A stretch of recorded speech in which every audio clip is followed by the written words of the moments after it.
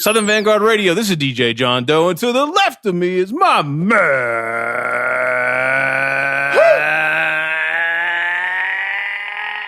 Still burnt out Chino, but a little better this weekend. A little bit better this weekend. Cappuccino me. A little bit better this weekend. A little bit better. Yeah.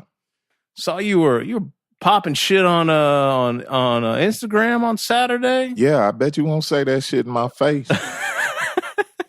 I was blasted out of my mind. Sad. It was a good day. I man. love it. I love it, boy. A good day, but the yin and the yang of it all is, that next day. Oh, it all comes crashing down, but it's all right. Tumbling down. You take the good with the bad, man. Hell yeah. I tell you what, though, one of my favorite things in life. What's up? Is when you're on one and you and I are engaged in text messaging. Oh yeah.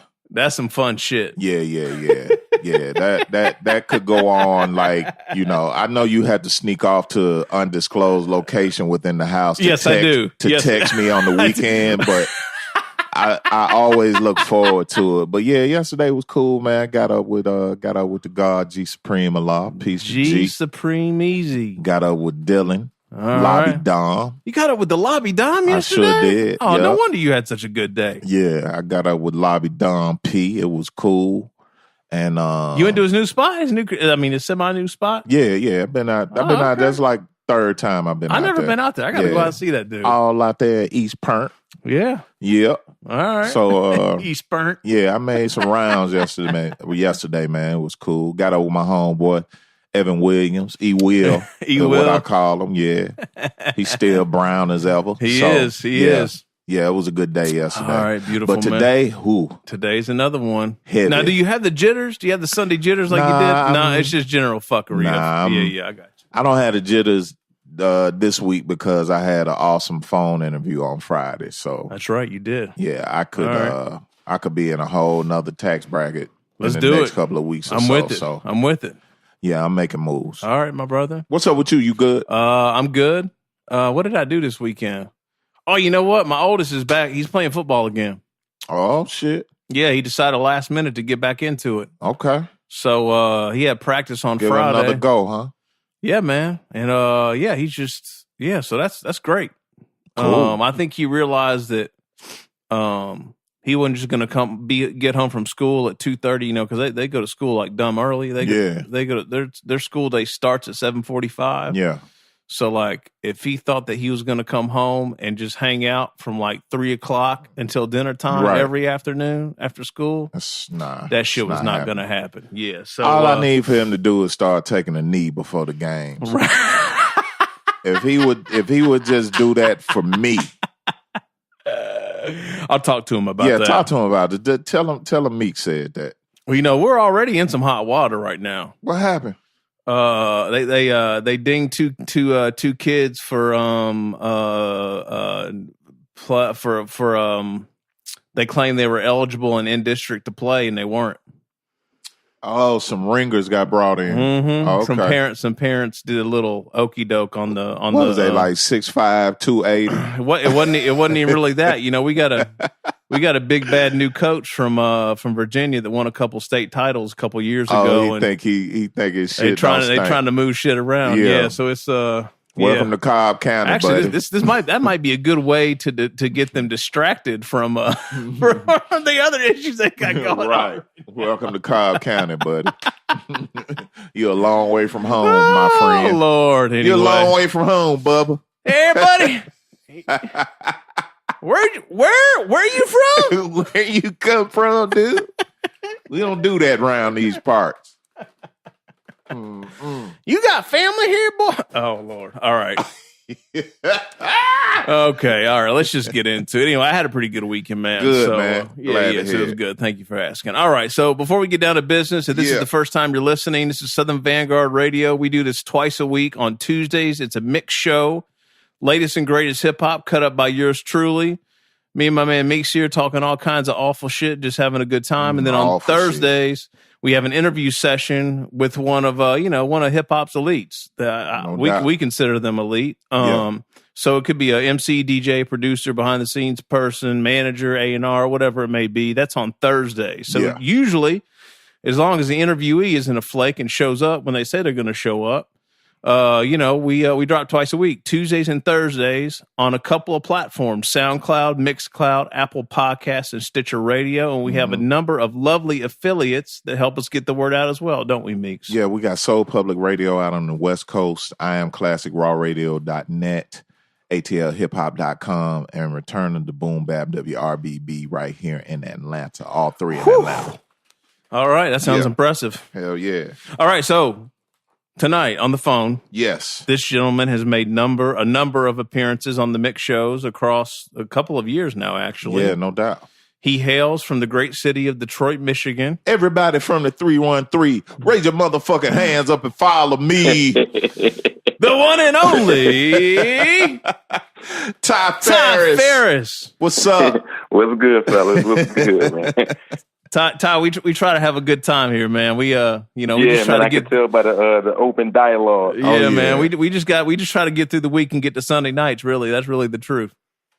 That's what's up. Yep. So this is a big week for you, dude. Let's just kick things off and talk about the new project dropping. I'm just gonna let you intro it. I'll probably fuck it up. So why don't you just tell us what you got dropping this week, and then we'll take it from there. You see the title of this yes, shit? sir. Yeah, man. It's part 2 to the no cosign, just cocaine.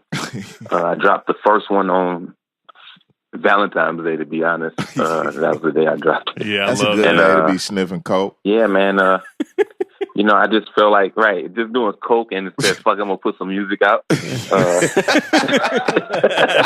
Well, yeah, man, I just I got music and I sit on music sometime and I just said, fuck, I'm just going to start letting shit fly. That's how the first one came about. And then this one, I was more calculated. I got some features on it and shit like that. So yeah, man, we ready to rock and roll, man. That's what's up. That's interesting, Ty, to say that the first volume wasn't that calculated, because it seemed like that release seemed very calculated to me. Like just from the art and the way it was presented. And what you talking about, the first one? Yeah, the first volume, yeah. Nah, when you're doing coke, you can make stuff look calculated. Right? It helps you focus. That's it. Yeah. I got that shit done in 3 days off of coke, man. But no, straight up and down, man. With that, the first joint, some of them records is almost 2 years old. Okay. So they was just sitting around, you know what I'm saying? And I got the joint from Stu Bangers called Dirt Naps. And I loved it so much. The same thing happened with this one. It was just crazy. Mm-hmm. And I was like, bro, I got to put this out. You know what I'm saying? And by me putting it out, I was forced to come with something else. So I was like, I gotta just go ahead and put some music out. So Motherless Child, Leave You, the Vanderslice joint, those 3 joints was 2015. Oh, really? Wow. So, okay. Yeah. Mm-hmm. Ty, any particular reason why you sit on music? Like, is it, like where you at with the music right now? Does that have something to do with it? No, I'm just a perfectionist, man. Okay. What happens is I analyze the music too much sometimes, probably. I'm very big. My friends would tell everybody, my favorite word is cohesiveness. Mm-hmm. So I don't just want to put some music out sometime where it's just going out. I want it to feel like give a certain vibe to it. Gotcha. So I found the vibe with those records there that I felt comfortable with releasing as that body of work.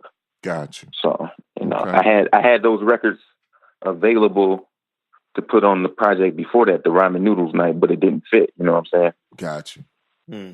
So, yo, real quick, I want to send a get well immediately shout out to the homie Vanderslice. No doubt. Yo, Ty, have you talked to him since his little setback?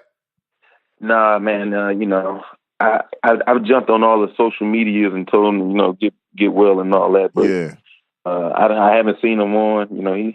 He go get it together. I think he's serious at this time about taking his health more serious. Okay. So, man, he's one of my favorite people I've met. One of our favorites too here, man, by far, man. One of our favorites. He don't bite his tongue. Nah, not at all. We probably not gonna see as many medium rare steak pics We don't need to see those. We don't. Amongst some of the other shit that he posts, like literal shit that he posts, like yeah. Vander, get better, man. We no doubt. We with you, homie. We love you too, man. That's my guy. No doubt. How do you know Vander Slice, Ty? How'd you guys connect? My man Trox put me with him. Oh, okay. Yeah, Trox put me with him. And as soon as I met him, I've seen him before. I've seen his infamous posts, like how he shit on like a producer jumping his shit in his inbox, and he would just fucking go crazy on him. You know what I'm saying? And and somebody would send him some music, and he'll say, "Yo, this shit is fucking trash." and he's straight up with it like that. Like, "Yo, this is trash. Don't quit your day job." He always got a hell of a rebuttal for their ass. Yeah. So that's how I seen him. So I thought he was gonna be an asshole, but it's a mutual respect. If it's a dope MC or a dope producer, it's always gonna be easy to, no chop it up. So it was the first when I first met him. Boom, he sent me a batch. We worked. So Ty, was it a stretch for you to go the feature route on this project versus the first one? Man, see, that's the thing with me and features, man. I get features that fit the song. I don't, a lot of people want to get a feature because they see somebody's name, got the arrows pointing up, they got the rise and the buzz. I'm all about making the song good.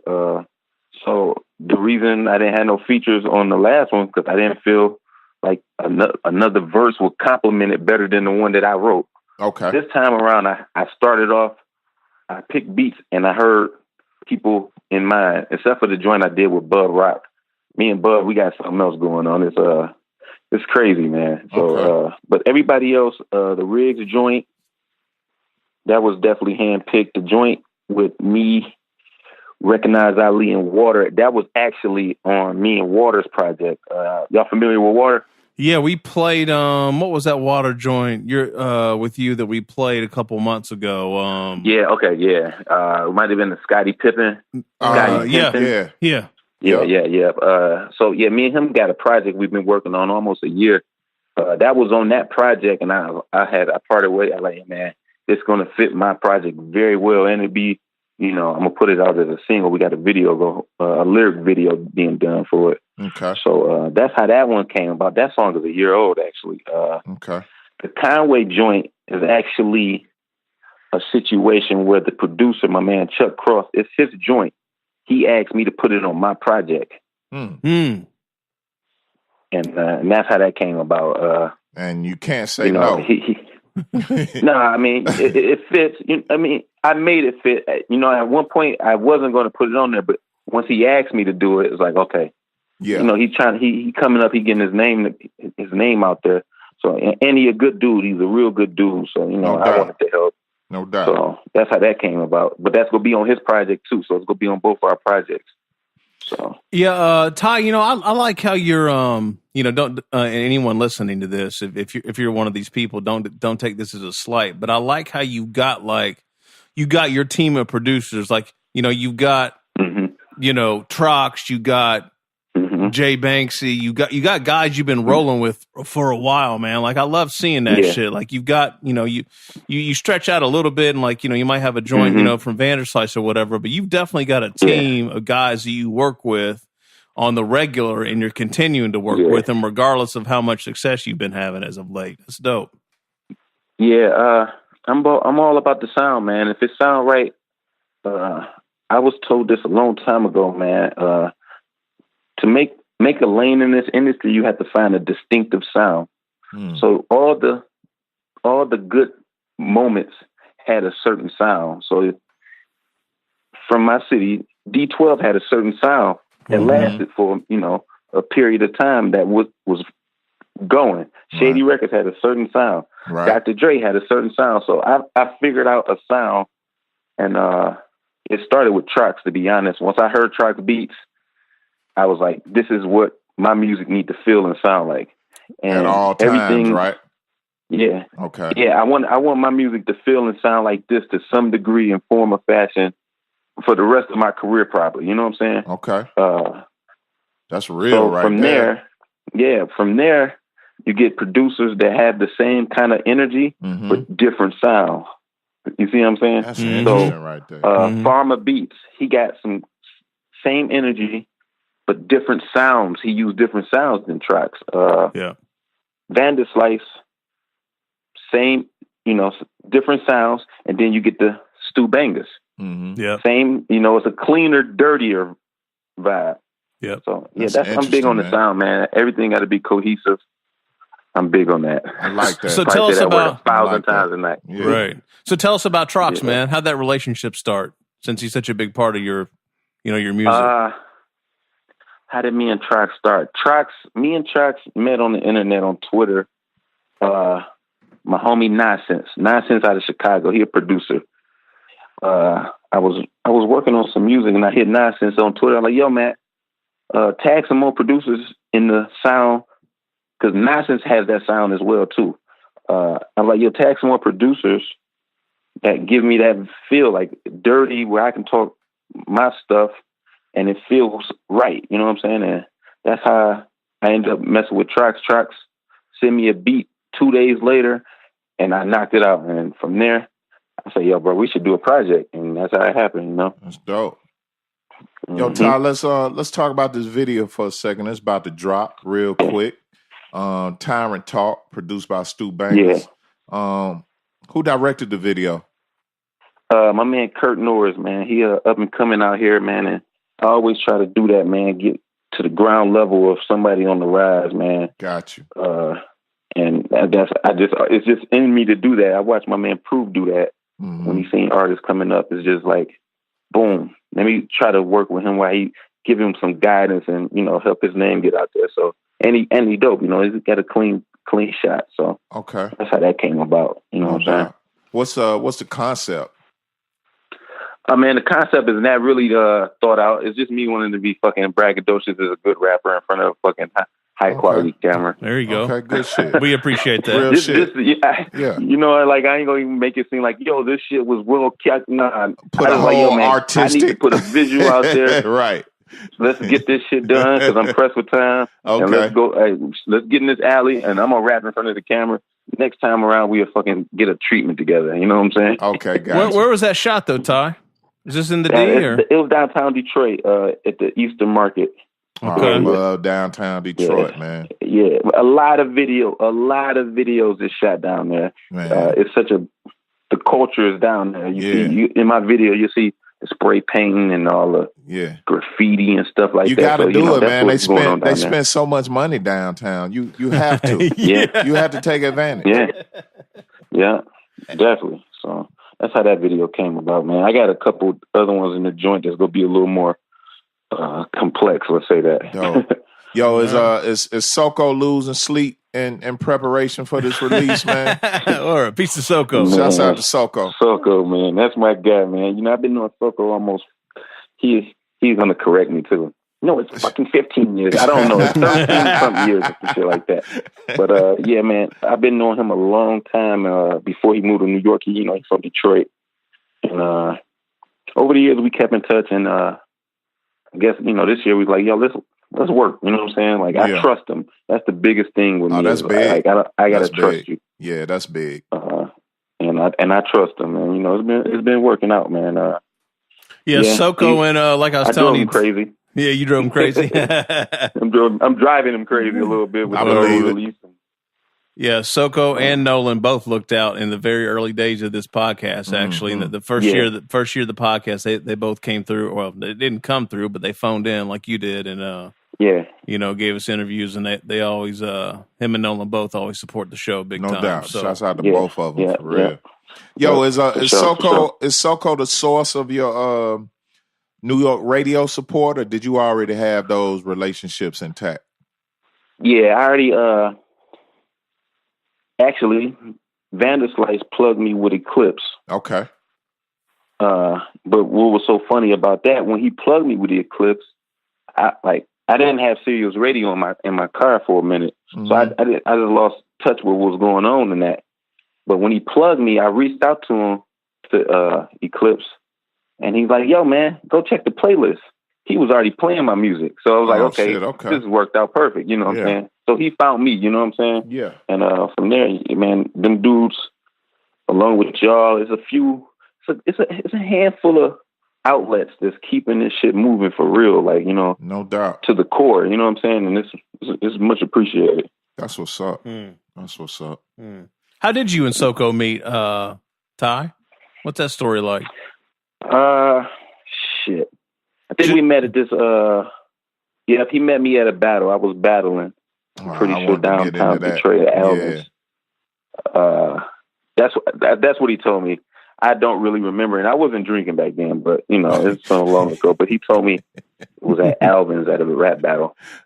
Hey, what you drink on these days, Ty? Oh man, I drink Hennessy. I drink Remy. I only drink dark liquors now. Okay, I'm with that. Real rap liquor. Real rap.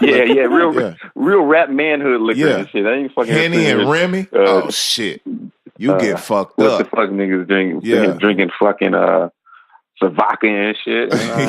Ty. That is my rule. Actually, if it is not dark liquor, basically, if it's not brown, I'm not drinking that shit. You give me I had to make myself that way. Yeah, you give me any liquor that is not brown or just dark. Period. Yeah, that means I'm blacking out. Yeah, that means I'm doing some really dumb exactly shit. What happened to me, bro? Yeah, is it really? So I caught a DUI. In the middle of me and it was actually a good life lesson, obviously, and money lesson. But hell yeah, in the middle of me and Trox Room 39 project, I caught one, and it was on Cinco de Mayo, and it was fucking Patron. Tequila. I ain't touched it since. See, man. What else you supposed to drink on fucking Cinco de Mayo? Right, you supposed to do it like that, but man, that shit for Mexicans. Yeah, man, and I found that shit out. Too.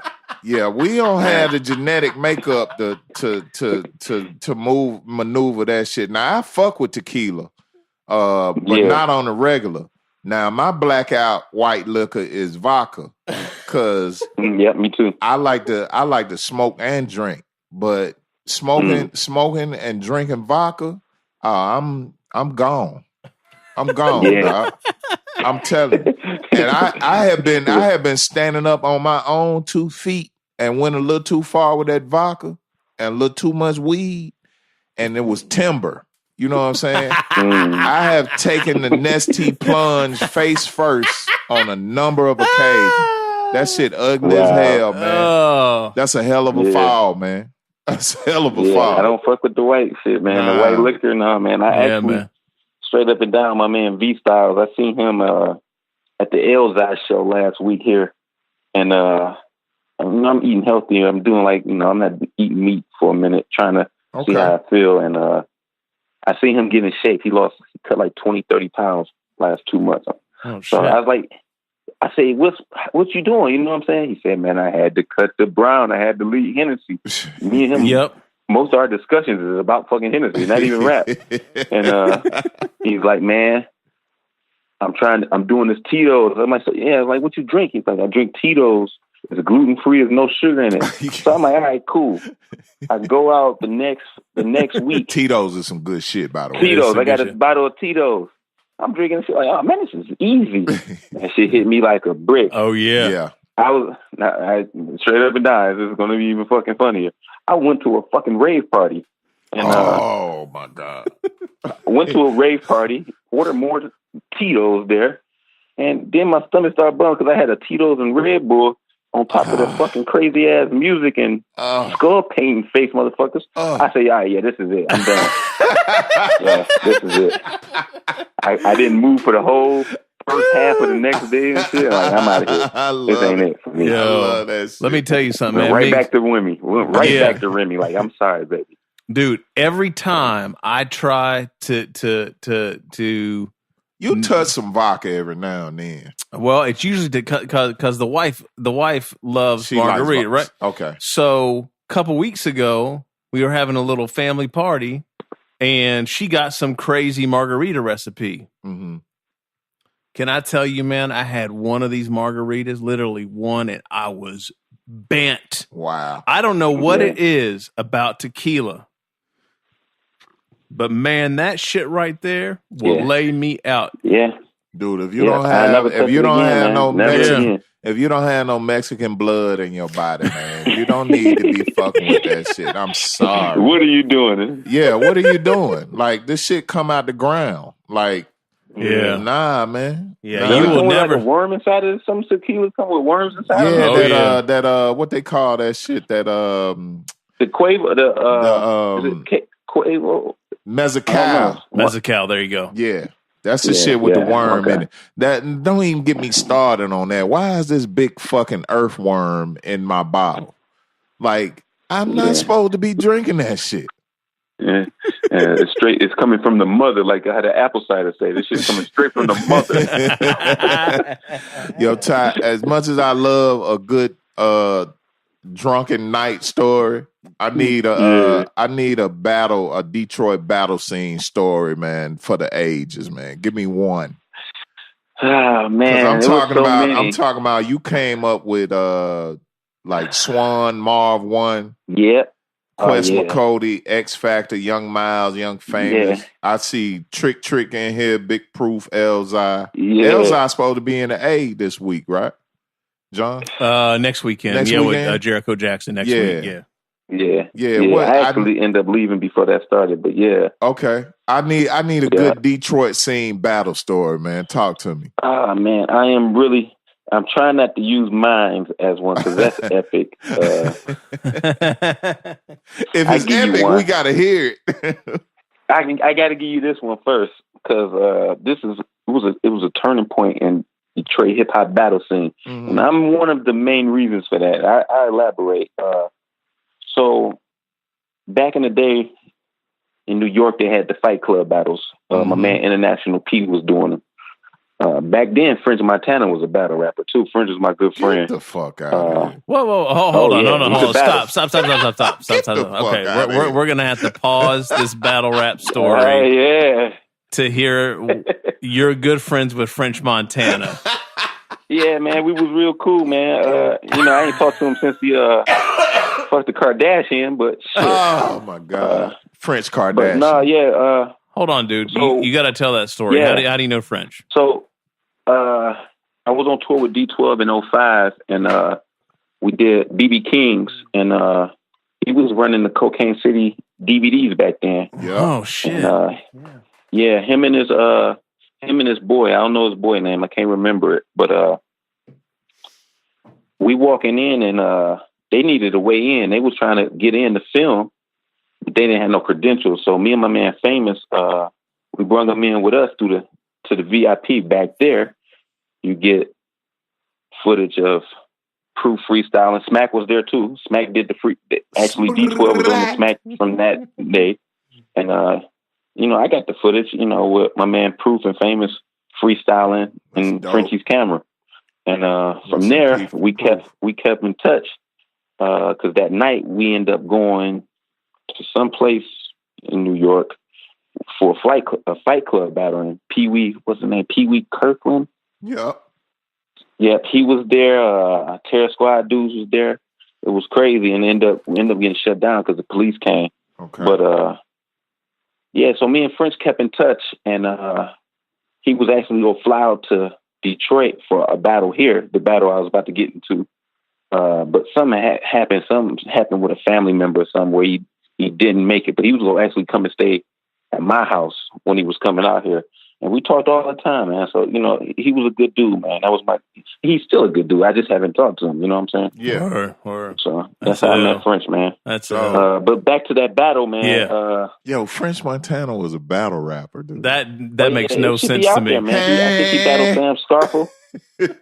Sam Scarfo, I heard of Sam. Yeah. Sam Scarfo was with Def Jam back then, I think. Yep. But so boom. So here in Detroit, man, the main thing about our battle style was a freestyle. So you get guys like Swine, Super MC, Big Proof, Eminem. They are freestyling.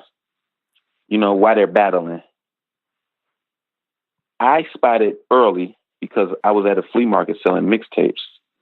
that's how I really started. I was at a flea market selling mixtapes, and a Jamaican from New York was getting these DVDs, Smack DVDs. So I seen the first, what was it? J Mills versus Sir Castro, I believe. Mm-hmm. And I'm hearing it, I'm like, this is crazy. I'm like, these niggas is not freestyling. This is too fucking clean. Right. So boom. The next one comes out, Murder Mook and J Mills. Yep. And I say, wait a minute. Nah, hell nah. These niggas is writing. Yeah. So I get word back to my homies in the city and shit. I'm like, yo, we about to set up battles. And if the footage is all on YouTube, I say, yo, them niggas in New York doing these battles for 5 Gs. We about to get that cracking here.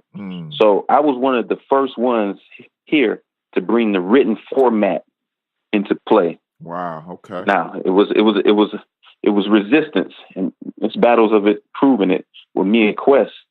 But I can get in that too. But so boom, the writtens are on the emerge from New York. Detroit is still stuck with freestyle mentality. Yeah. I give the Smack DVD me and Proof at the studio. I say, yo, man, check my man's out. It's Murder Mook. He say, this nigga's crazy. We doing a battle, and I'm flying him out here. Boom. That's exactly what he did. Flying him out here. The winner of the battle back then was, I think, 2 Gs. So boom. International P flew out here. Couple more New York rappers. So I didn't get in the battle. Proof didn't let me battle that day. He said I wasn't ready. So Marv won, Murder Mook, Swine, Super MC, Young Miles, Hostile, my man Famous, Killer Khan, Quest McCody. Everybody's in this battle. And so boom, my man Scarchild from New York. Nasty. So boom, the battle is going on. So the Detroit guys are battling. They freestyling, cracking jokes, boom, boom, boom. Murder Mook gets up there. Now, they gave us the option. You could freestyle on the beat or you could do a cappella. Oh, okay. I'm already, in my head, I'm like, man, these niggas ain't seen the Smack DVDs. I know exactly what Murder Mook about to do. He got a written verse that's going to murder everything I done heard tonight. Right. And he murdered everybody the whole night. Murder Mook came through and smoked 7 Detroit rappers with all written verses. Damn. Wow. Listen, I'll say this. It changed the course of a lot of careers because that was Swine's main thing, I believe, at that time. It was a freestyle. So the freestyle guys, a lot of the freestyle guys wasn't dope writers. They didn't have hard-ass punchlines. So now you got this guy trying to crack a joke about somebody's shoe that's, okay, it's good for a freestyle, against somebody saying he go shoot your head off in a creative ass way. Right. There's no way to win. You know what I'm saying? So that's exactly what happened, man. Damn, that's ill. So that's the most memorable moment for me, outside of me and Question. That's the most memorable moment, and I was taping it. So, I got to go back and check that shit. Hell yeah. What year was that, Ty? That's 05. Okay, 2005. Yo, Murder Mook was not to be fucked with, man. It's a guy on. Here's a guy. I give you a source. Minnesota Luke. Okay. Got a YouTube page, and he's basically like trying to document all of this. He's got all the footage. And he's gonna be like a historian of that shit, and he's doing a good job of it. So wow, he's called me several times to verify certain stories and things. Wow. So yeah, that's for sure. Dope. That's dope, man. That's keeping shit alive right there, man, because a lot of people just don't know. So Ty, did you have to convince Proof that was the shit, or he saw it like automatically? Like, was he with saw it you? Automatically. Oh, he did. Okay. He saw it automatically. It made it more of a. He saw exactly what happened with it back then. Now here I give you some more story. He saw it so much that it was an actual battle that was on Showtime at one point. I can't remember the name of it, but Showtime actually did a battle series. And it was actually going to be set up where it was going to be the top 5 battles from Detroit go against the top 5 from New York for $100,000. Interscope was going to put the money up. Ooh, so he was way ahead of the wave back then. You know what I'm saying? He was like, he seen the marketing in it. Yeah. You know what I'm saying? So, yeah, man. It was crazy. So, yo, that shit fell through. It never happened? No, it never happened. Nope, it never happened. Because during all that time, this is like the end of 05, I'm starting to battle a little more now. He flying me around the country. I'm battling in Phoenix and in New York and stuff like that. And then obviously, unfortunately, he ended up, getting killed in April of 06. Right. So, but he had to plan all that, the Showtime $100,000 thing. Yeah. Like Proof is a battle MC. That was what he was to the core. Oh yeah. So that's how he found me battling. That's how I ended up signing with him, was battling at St. Andrews. Dope. Right. So. Yo, Ty, I was going to ask you, is his death still a sore spot for the city, or has it kind of like, has everybody like kind of come to grips with it? Some have, some would never, because of course, homie, man, he was a provider for people, man. He provided not just monetary, but he provided hope. Yeah. And once he was gone, man, it took 2-3 years before anybody really started moving again. Gotcha. So a lot of people fell off after he passed away because he was basically carrying them with hope. You know what I'm saying? Yeah. And unfortunately, I think that weeded out who really wanted to do this stuff too, to a degree, because, time told who's really rapping now. Like, okay, his dream was to make us be rappers. Yeah. You know what I'm saying? Mm-hmm. That's one of my main goals, my main thought processes, I should say, is, my man P believed in me enough. I got to keep trying. I got to keep going. Right. You know what I'm saying? Right. And so, it's still it's sore for me, but in the back of my head, I think I'm doing justice. I think I'm doing exactly what he would want me to be doing. So I move comfortably, and I always pay homage to him. That's all dope. his fam, so that's where it's at, man. That's dope. And, for the most part, I think it's always one in every city. You know what I'm saying? It's always that one dude that's like the glue of it all. And if anything is to happen to that motherfucker, then it's a wrap for a minute, Yeah, it's a fact, man. He was the only guy who could tread the thin line in Detroit of street rappers and hip hop. Right. You know what I'm saying? Right. He was the only one who treaded that line, and he had enough authority and respect to stop beefs from happening between the communities and stuff like that.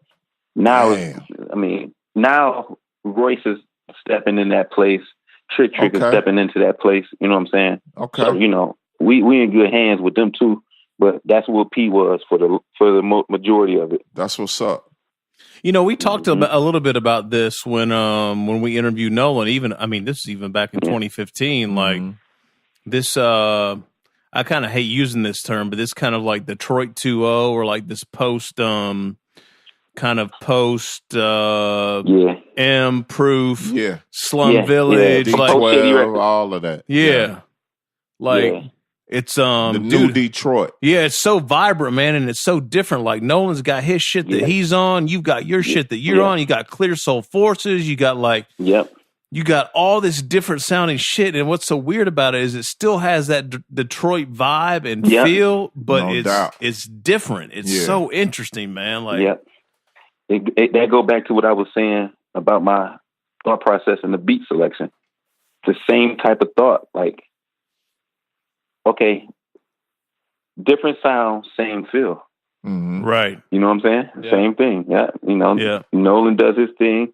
Clear Soul Forces, you got my man Kid Vicious, you got Marv One, Sapphire, Guilty. Of course, Guilty is, I would say, part of the first era and still doing it. So, man, it's a lot of different sounds, but it's all Detroit. You know what I'm saying? That's what's up. How'd you get into this music shit, Ty? Like, what made you think you could be an MC, or what was the spark there? Well, to be honest, man, I thought I was gonna be a ball player. I was trying to play basketball. Clearly, you decent? I wasn't one of the three. You decent? I'm definitely decent. Okay. Definitely decent. I still play. I actually missed the game today. Okay. How tall are you? I'm 5'11". 5'11". What's your position? I play shooting guard. Yeah, shooting guard. Man, I eat your shit up, man. I'm 6'7". I'm quick, man. I'm 6'7", 280. I don't give a damn. I eat your shit up. Listen, and if you drinking Henny like I think you are, you ain't got a chance. What'd he say? I missed that. What'd you say, Ty? I say if you drinking Henny like I think you is, you ain't got a chance. I ain't drinking no Hen. We drink bourbon. We drink. So I'm gonna get in your ass because all I gotta do is hit you in your liver one time, and it's a wrap. Hey, you go fall like a drunken noodle, man. Goddamn. That's what's up. The music shit, man. So, man, everybody, I grew up. My uncles, they was fans of Ghetto Boys and NWA. So I was like, Scarface is my main influence, one of my main influences. That's a hell of an influence right there. Trying to rap and shit. I was horrible at it. Two of my best friends, we ended up getting into a problem at a gym at Joe Dumar's field house out here. And we started shooting at the dudes. And yeah, this is that. And it was on the news and everything. And we ain't talking about jump shots either, goddamn it. Yeah. It started so we fouled one of my mans real hard and started talking tough. And fortunately for me, my other friend came out there that day because I got dropped off. Fortunately for me. So it was 3 of us at first, and then my man pulled up, and it made it 4 of us. And so it was like, yo, shit. All right, we out of here. In my mind, he's like, yo, we about to go follow these niggas. I'm like, there's no need for me to ride in the back seat when I could go in my man's car and ride in the front seat. You know what I'm saying?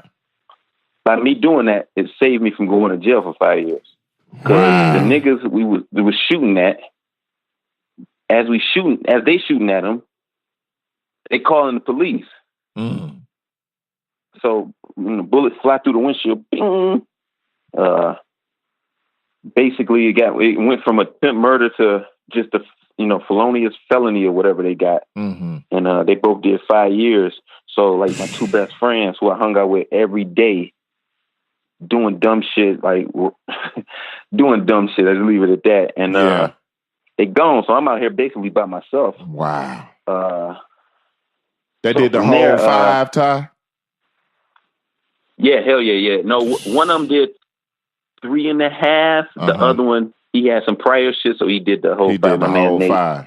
And in my music, you hear their names all in my music, Ray and Nate, because most of my stories of the dumb shit was done with them. So got you. So yeah, once that happened, man, my man Ray, I still got the letter right now in the fucking Ziploc bag. He's like, man, we can't be doing this shit. We weren't like, he just had a kid. I just had a kid. So it was like, we got to be careful, man, because our actions is going to hurt our families. He's like, man, I see you try that little rapping shit. You okay? You said so. It was something to that degree, basically saying that you should try rapping. So, I'm like, all right, cool. My cousin, he was a rapper. He was trying to rap. My cousin, little Bruce, and he was actually messing with somebody who was connected back in the day with Dilla. So we would go to the studio in I would go to the studio with him in Southfield and watch him work. I'm like, damn, I think I can do this shit. So I jump on a song with him. Horrible. Timing. It's a timing thing. My timing wasn't good. Gotcha. So from there, I just did research. I just kept listening to DJ Clue mixtapes, K-Slay mixtapes. And I'm just thinking like, it's something the way these guys rap that I'm not grasping. You know what I'm saying? So I said, fuck it, I'm going to open me a mixtape store. Literally bootlegging mixtapes out the flea market. That's how I ended up meeting my man who got me the Smack DVDs. So I started bootlegging mixtapes, and at the end of the mixtapes, I would put my freestyle at the end of it. So I was starting freestyles and shit. So a nigga buy a DJ Clue mixtape, it was 20 songs, he's getting 21. And he'd come back like, yo, who that guy on 21? And I'd be like, yo, was he fresh? You think he's fresh? No, he was whack, man. That must have been a bad CD then, bro. I ain't my bad.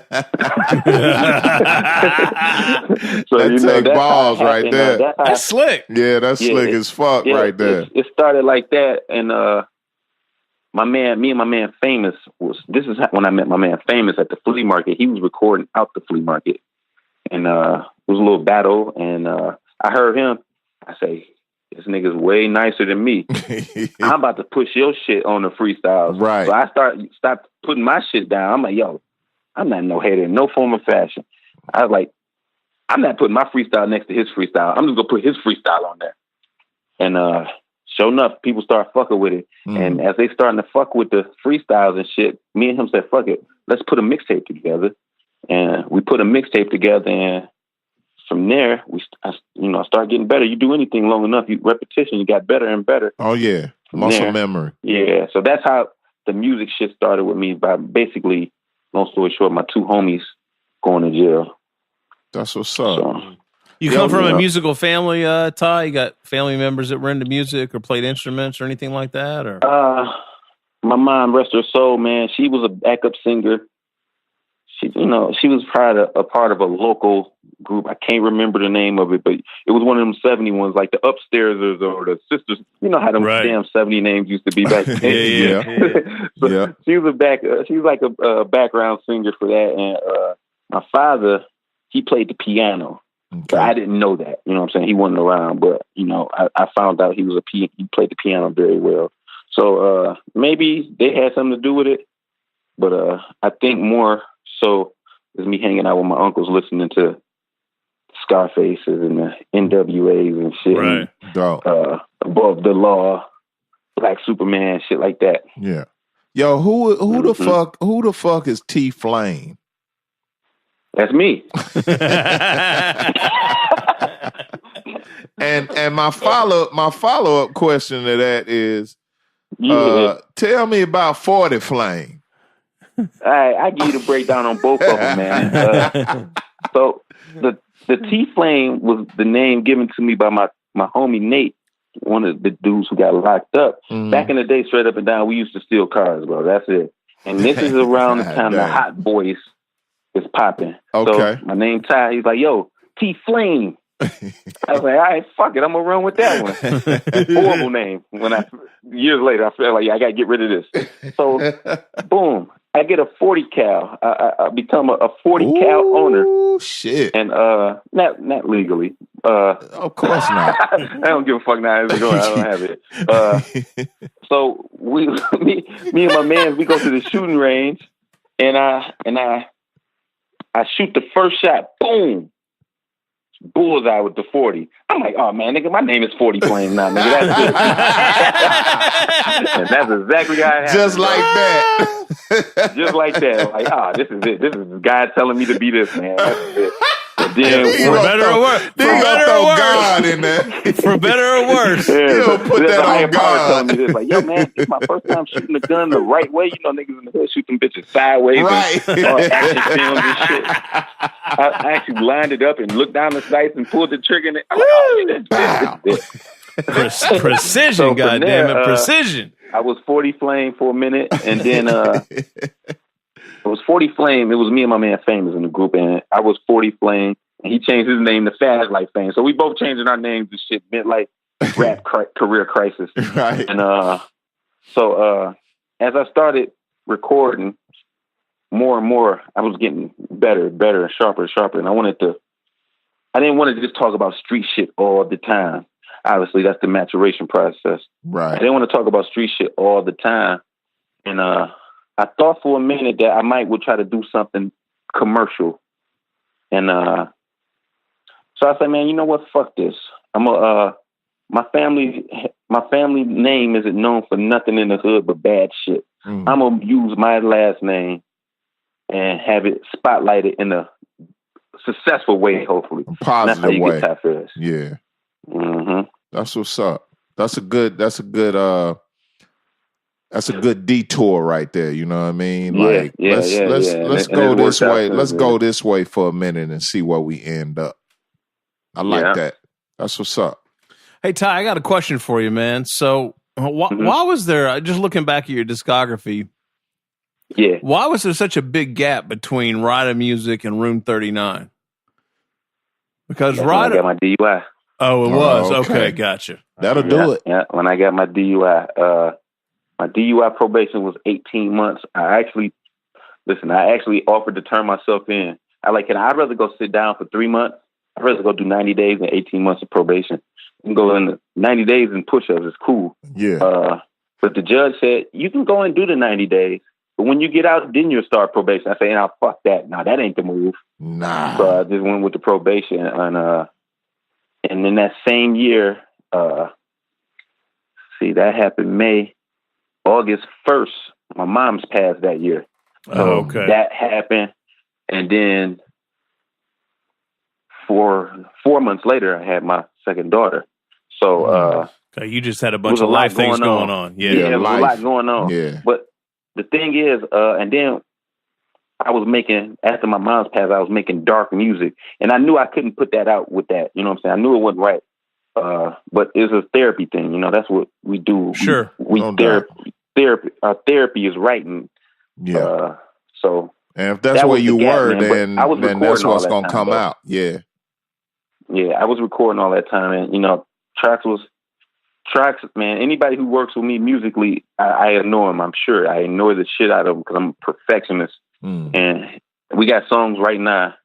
He's still mad at me for not putting out. I'm like, I just don't want to put it out because I don't want it to go and fly out and not be gone. It'll be gone tomorrow. Where's that come from, Ty? Where's the perfectionism come from? Dr. Dre. I analyze Dr. Dre a lot. I listened to the Chronic 2001 like it's a Bible. I learned from every aspect of him, man. And I tell you who else I've learned from over the years. I learned from Mixed by Ali. Oh yeah, the cat doing all the top dog sounds, shit. The sounds, the sounds and the effects that you can put on a word or effect that you can put on a hook can really give it an extra feel. You know what I'm saying? It brings it. You can use the sounds to bring it to life more, and that's what perfectionist, man. I always analyze my music to figure out how can I trigger a feel, if it's an inflection in my voice or a sound effect. You know what I'm saying? Ty, how much did you enjoy the Defiant Ones documentary? Oh man, listen, it was so much. It was so much inspiration, man, and you know, I'll tell you a story about this, man. I read this book called The Secret. And basically, whatever you put in the universe, it says, if you put it in the universe and you really want it, the universe will make it happen. So boom. And during that process with my DUI, I put a shoestring, like a string around my finger. And I woke up every morning saying, I'm going to work with Dr. Dre for 6 months. The universe actually ended up having me out at Dr. Dre's house. You see what I'm saying? Wow. I'm writing for Dre. I'm out there staying with Dr. Dre's engineer, my man Vito. Wow. And, damn, Ty. Yeah, it's really crazy like that. And I believe in that, man. I believe whatever you put in the universe, if you're passionate about it, the universe will help you get to it. Yeah, I'm reading The Alchemist too. The Alchemist is sort of like that. Right there. Yeah. God damn. Yeah. Just got to be careful what you ask for. Because you might get that shit. Careful what you put out there. Here's another one. You can look at it like, here's the flip of it. If you talk about death in your music, we see that sometimes what happens with that. People who's, talking about dying all the time. Man, it's unfortunate, but I just look at things like that. Like, anytime I have a dope line about me and then or some song I'm gonna say about me dying, I stop. I'm never ever saying it. Gotcha. Yeah. Gotcha. Yeah. Man. Damn. That's deep. That's deep. Man. All right. Whew. Where are we going, Meeks? I don't know. I wasn't ready for that. We've been all over this motherfucker tonight. I mean, Ty, you at Dre's house, like, are you just working with his man, or you chopping it up with Dre? No, this is in 2014. During that period of my DUI, I had to get permission from the state to travel. Right. And I had to let them know it was like work related. Right. So I'm out there at Dr. Dre house with a fucking tether on because they got me on the fucking tether. Like I'm about to fucking go to fucking Tijuana or some shit. I'm like, yo, I'm going out here to work with Dr. Dre. My probation officer like, yeah, right, nigga. And you know what I'm saying? Like, you know what I'm saying? Basically, like, I'm lying like a motherfucker. And it's like, it's not like I'm getting official paperwork. Like, here's the form from Aftermath saying that I'm coming. No, that shit don't happen like that. Yeah, that's not how it works. Yeah. So she's like, well, I'm going to put you on tether. And the tether was basically a alcohol tether, and like it could read your skin to tell if you've been drinking. I'm like, they treat me like a full-blown alcoholic. Damn. 2 tequila shots. Hold up. So we talking about the ankle shit? Yeah. They got an ankle one that detects liquor and GPS. What? Yes, sir. Oh yeah. That's our biometric. To a point where it's so potent, they gave me a list of things that I couldn't use because it had alcohol. Like I couldn't use certain deodorants, certain lotions, because any alcohol would trigger this tether. And they coming to get you once it triggers. No. Once it triggers, they're gonna violate me when I get back to Detroit. But so the GPS portion of that pretty much should have proved that you was at Dre's crib. Yeah, no, it could say where I'm at. Yeah, for sure. But I mean, they don't know Dre's crib. You know, like Malibu. You know, like wherever it was at. Like, they don't know who. They just know. They just seeing the address and shit. Right. You know. But what was fucked up is we drove down to San Diego and went to the Chargers game. And at the Chargers game, I'm sitting next to somebody, and fucking Phillip Rivers throws a touchdown, and the guy jumps up, and the fucking beer spills on my shoulder. Oh. Literally. No fucking way. 5 minutes later, on a Sunday, I get a call, because it's a monitoring service. He's like, Mr. Farris, we detect liquor. I say, no, listen. I am at a Chargers game, and what the fuck? It is fucking 1 p.m., which is 4 p.m. your way, right? Our way here, rather. And I'm like, somebody spilled a beer on me. I'm pretty sure you can detect the limits are high. It was just a little bit of beer. And she said, okay, but we're marking it, and we're going to let your probation officer know. My probation officer was cool. Okay. So holy shit. That's crazy. God damn. That's crazy. I never heard nothing like that in my life, dude. I know about the ankle monitors and all that shit, but you fucked me up with the term tether and the fact that shit detects alcohol. That's crazy. Oh, yeah, it's official. The beast is real. Yeah, hell yeah, it is. And on that note. God damn. So, Ty, we've taken up enough of your time tonight. We could bullshit with you all night, literally, man. Doubt, you're a fucking clearly. Yeah. So, why don't you tell us real quick, because you were nice enough, and Soko was nice enough to agree to this, to send us an album early. So we're gonna rock some joints off the new record, off the new album on the mix show this week. But why don't you tell us a little bit? I always like to ask, like, what are the sleepers, right? So, like, you got the joint with Stu. What is it? A Tyrant Talk. The video's going to drop on Monday. Yeah. Like, but what are the sleeper joints or the the album cuts per se or whatever that you really fuck with that people should check for?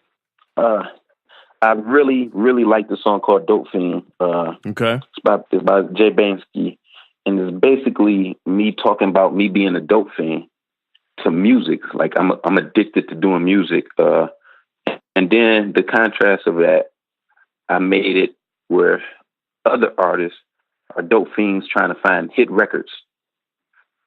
So I like playing with concepts like that. So that one right there is a dope concept. The joint with me and Bub Rock is just a bar fest, and I was go get back to that with Bub. Basically, that was one beat I didn't pick. I sent him a batch of beats, and I was like, "Yo, you pick one and go in, and I'll follow your lead." And that's how that came about. He sent me back 45 bars. I say, "God damn, nigga." Shit. I'm like, you know, the MC in me, I gotta match him. So, you know, I matched him and it came out crazy with bars. All right. So them two, and I love the hook on Cold in the Streets, the joint with me recognizing water. Okay. And outside of that, the Vanderslice, I would be wrong not to talk about that.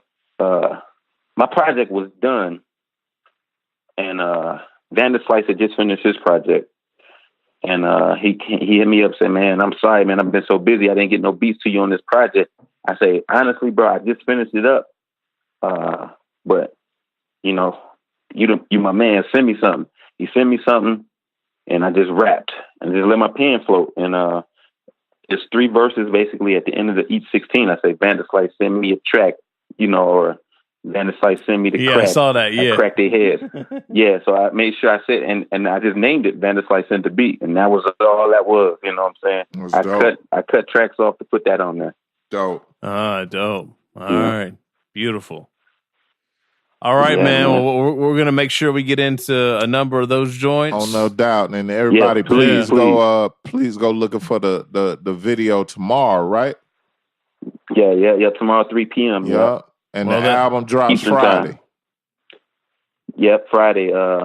What day would that be? August 10th. August 10th. Yeah.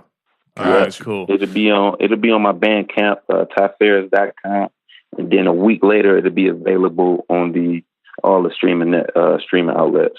All right, beautiful. That's what's up. What else you got coming this year, Ty? Anything you can talk about? Well, it's about to be leaked on the album anyways, because of Vanderslice. It's not really no leak, but me and Seb Bash, y'all familiar with him? Seb Bash? I don't think so. Oh man, once I get off the phone, check him out. We trying to work on something together. He's been around for a minute, and he just released something on Alchemist record label. He's a producer. He just released a project called Imports. Alchemist did a video about him. You know, they did like a preview video, and Alchemist says he looks to him for inspiration. So that just give you some backdrop of how dope this dude is. Wow. Okay. And I'm working on that.